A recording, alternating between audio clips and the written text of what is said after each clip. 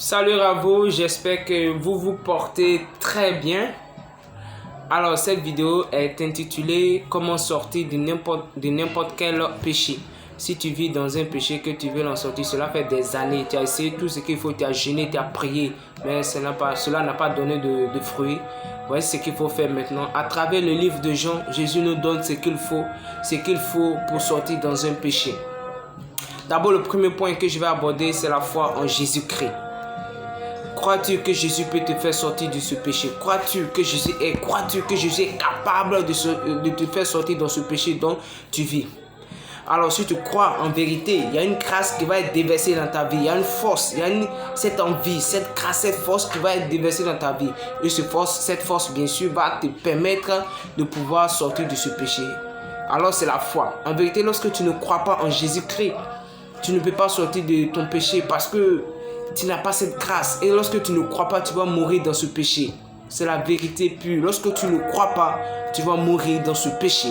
C'est pourquoi il va dire en Jean, au chapitre 8, le verset 24, écoutez ceci. C'est pourquoi je vous ai dit que vous mourrez dans vos péchés. Si en effet vous ne croyez pas que je suis, vous mourrez dans vos péchés. Vous voyez? Si tu ne crois pas, tu vas mourir dans le péché dont tu vis. Donc il faut croire pour que cette grâce te soit accordée. Et le second point, bien sûr, c'est de demeurer dans la présence de Dieu. Il faut demeurer dans la grâce de Dieu, il faut demeurer dans la parole, il faut méditer la parole jour et nuit pour pouvoir t'en sortir. Écoutez ce que dit le verset 31. Jésus donc dit aux Juifs qui avaient cru en lui. Ce que veut dire pour pouvoir demeurer d'abord avant de t'en sortir, il faut croire, c'est un processus. Si tu n'as pas cru, parce qu'il dit donc à ceux qui avaient cru. Donc si tu n'as pas cru, alors demeurer dans la parole, ce n'est pas fait pour toi. Alors quand tu crois, voici le deuxième point qu'il va attaquer maintenant, c'est un processus. Il faut demeurer dans la parole, il faut méditer la parole jour et nuit. Imaginons une personne, un être humain qui n'a pas mangé le matin. Qu'est-ce qu'il fait? Il est faible. Ok, c'est la même manière, lorsque tu n'as pas médité, tu es faible et le diable rôde autour de nous. Lorsque tu n'as pas mangé à midi, qu'est-ce que tu fais? Tu es faible.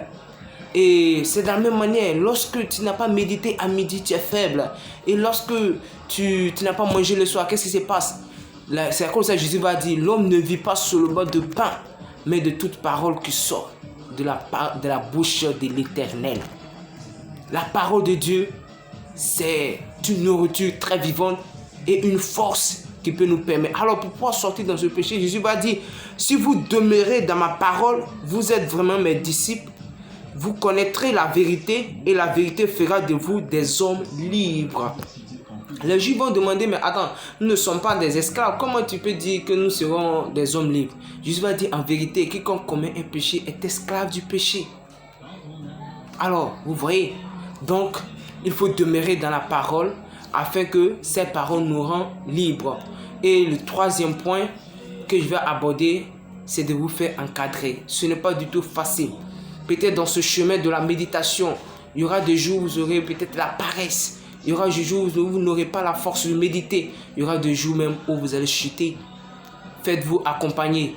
Ayez des pères spirituels, ayez des accompagnateurs, ayez des personnes qui vont vous aider, qui vont vous accompagner, qui vont vous conseiller afin que vous pouvez s'en sortir, afin que vous pouvez en sortir dans ce péché. Quand tu vis en méditant les lois de l'Éternel, sa grâce est toujours avec toi. Au moment important, le Seigneur te montrera sa main. Souvent tu sens que l'Éternel n'est pas là. Souvent tu sens que le Seigneur ne t'écoute pas. Bien sûr mon frère, il t'écoute. Bien sûr ma soeur, il t'écoute. Le moment viendra, le Seigneur attend. Parce qu'en vérité, lorsque tout est bleu, ou bien lorsque tout est blanc, lorsqu'il agit, en vérité il agit, c'est parce que tout va bien, il agit, que nous on ne voit pas. Mais dans le moment difficile, quand il agit, tu vois sa main et que c'est en cet instant que son nom est glorifié. Alors je vous conseille vivement d'appliquer ces trois règles qu'il vient de vous donner. Le premier point, bien sûr, que je vous ai donné, d'abord, c'est la foi en Jésus-Christ. Et lorsque tu crois, cette grâce est déversée dans ta vie. Et lorsque tu crois maintenant, il faut maintenant méditer la parole jour et nuit, afin que cette parole puisse te rendre libre et bien sûr, de te faire accompagner. Alors, on va se donner rendez-vous, bien sûr, à la prochaine vidéo. Et au revoir et à bientôt.